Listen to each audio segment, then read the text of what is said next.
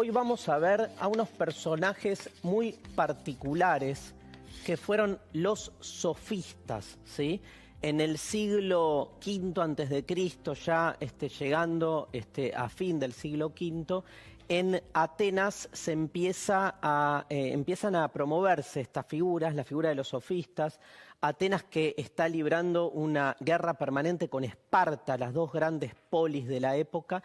Atenas empieza a desarrollar mucho su vida intelectual. Ustedes saben que se conoce que Esparta le daba como mucha más importancia al desarrollo militar o bélico, y Atenas un poco más a cuestiones intelectuales, incluso artísticas. Atenas era una democracia, ¿no? Esparta era una tiranía, y en la democracia empieza a ser muy importante el uso de la palabra, porque lo que genera la democracia, obviamente, es un derecho de participación activa de todos los ciudadanos. La democracia ateniense hacía que todos puedan participar, menos las mujeres, los esclavos y los extranjeros. Se calcula que ciudadanos libres eran más o menos algo así como del 12 al 15% de la población real. Qué loco, ¿no? Porque se recuerda a esa época como la época de la democracia directa y de la democracia libre. Es cierto, había una libertad diferente a las tiranías, pero con esas restricciones vistas más desde nuestro tiempo. En esa democracia era fundamental el buen uso de la palabra. Y entonces muchos de los poderosos que vivían ahí, que necesitaban convencer a la gente para que los vote, empiezan a buscar maestros que les enseñara a ganar debates, que les enseñara a argumentar. Y ahí aparece esta figura muy particular, que es la de los sofistas, que se convierte en algo así como en maestros de la argumentación. Un sofista era como alguien que tenía ese conocimiento que permitía enseñarte a ganar toda discusión, sin importar, como va a decir Sócrates, si la argumentación llevaba a un buen puerto en términos de la verdad o del bien o de la justicia. Era como tenían la destreza de enseñarte a ganar cualquier debate, y en la democracia de esa época era fundamental ese manejo oratorio, retórico de la argumentación y de la palabra. Por eso eran como muy cuestionados. Por un lado, digamos, eran geniales porque tenían todas las argucias y estrategias para ganar todo debate que se planteara, pero al mismo tiempo se volvían como, digamos, vacuos, vacíos en relación a lo que querían demostrar. O sea, se decía que sabían hacer pasar por débil el argumento más fuerte y por fuerte el argumento más débil.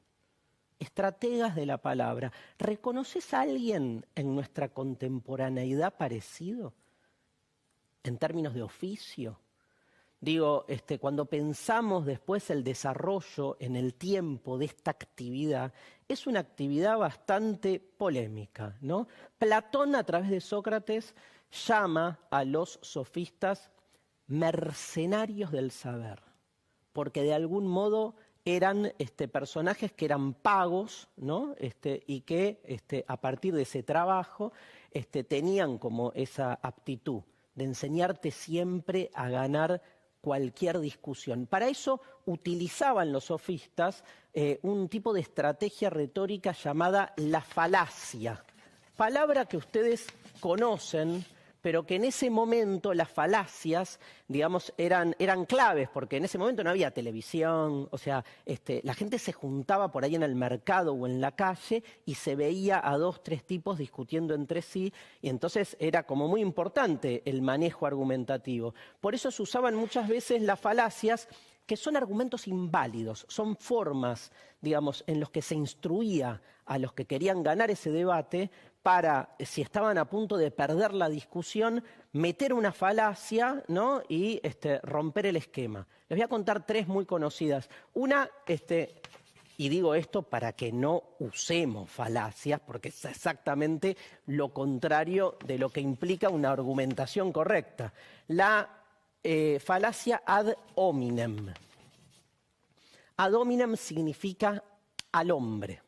¿Por qué? Porque tipo estás discutiendo con alguien y ves que estás perdiendo la batalla dialéctica, y en el medio, cuando estás a punto de perder, agarrás y jugás sucio. ¿qué haces?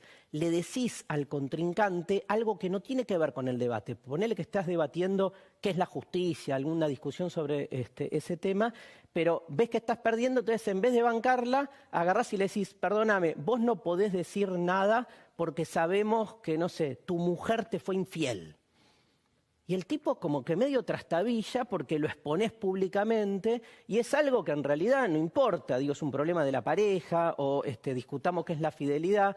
Lo cierto es que en el medio del debate metiste una argumentación, digamos, desviada y lograste que tu contrincante se desestabilizara y probablemente pierda la argumentación. O sea, esto llevado al plano, si quieren, más contemporáneo, a veces, en vez de discutir argumentos, destruimos a la persona. Y lo que importa es el argumento. Porque no es que no importe la persona, pero digo, olvidás cuál es el objetivo. Y entonces crees que destruyendo a la persona se lleva puesto también el argumento. Otra falacia es la falacia ad populum. Populum, de ahí viene pueblo, ¿no? Que tiene que ver con esta idea que en la actualidad se usa mucho cuando uno dice que habla en nombre de todos, ¿no? Dice, como todo el mundo piensa, tirás en el medio de la argumentación. ¿Y vos qué sabés si todo el mundo piensa eso? Vieron que hay mucha gente que dice, la gente piensa de este modo, y es uno el que está hablando y cree estar representando a la gente. Para representar a la gente, hace una votación y fíjate y preguntale lo que piensan, ¿no? Esto de hablar en nombre de una totalidad y hacerlo pasar, tiene también otra forma que es el argumento de autoridad, ¿no? El argumento de autoridad que es, está comprobado científicamente, y entonces metés la autoridad, ¿sí? En esa época era más común, sobre todo después, decir, como Aristóteles dijo, y si lo dijo Aristóteles, entonces no hay manera de rebatirlo. A veces se confunde con la falacia ad ignorantiam. ¿Qué es esto? ¿Estás debatiendo? ¿Te están por ganar? Y tirás ahí una argumentación incomprobable, inchequeable, diríamos hoy. Entonces decís, no, perdón, lo que vos decís no es así porque Plutarco en el capítulo 4, página 417 de un libro que se perdió, sostuvo lo contrario. Y todo el mundo, vos sos el único que sabés eso, y entonces, nada, pusiste ahí el argumento y lograste tu victoria. Bueno, las falacias, como verán, son formas de argumentación inválidas, pero que sin embargo ponen, digamos, nos hacen entender cómo era el juego de los sofistas. Eran personajes que hacían todo lo posible para ganar la batalla y no les importaba para nada si esos medios, ¿sí?, eran o no correctos. Sin embargo, en esa época hubo además dos sofistas muy conocidos llamados Protágoras y Gorgias, que además tenían su sistema de pensamiento. No eran solo mercaderes o mercenarios del saber, sino que además esgrimían su propia filosofía. Hago un paréntesis, ojo con lo de mercaderes del saber, porque por otro lado nace acá con los sofistas la idea de lo que es la formación, la educación. Hay una discusión, si quieren, que puede llegar hasta nuestros tiempos. Vieron que les dejé abierta la pregunta, ¿quiénes son hoy los sofistas? ¿Quiénes son? ¿Los asesores de imagen? ¿Los abogados? ¿No?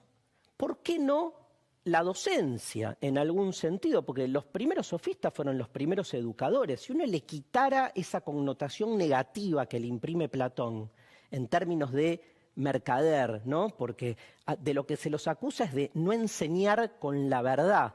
En realidad, lo que están enseñando los sofistas es argumentar. Yo trabajo muchas veces con mis estudiantes argumentación. Digo, porque me parece que es como una habilidad que en algún punto está bueno manejarla más allá de los contenidos. Esto de, bueno, ponete en el lugar de uno y ponete en el lugar contrario. Y buscá argumentos a favor y en contra de lo que sea. Eso también genera una habilidad en el sentido de permitirnos, ¿no?, también pensar lo opuesto de lo que uno sostendría.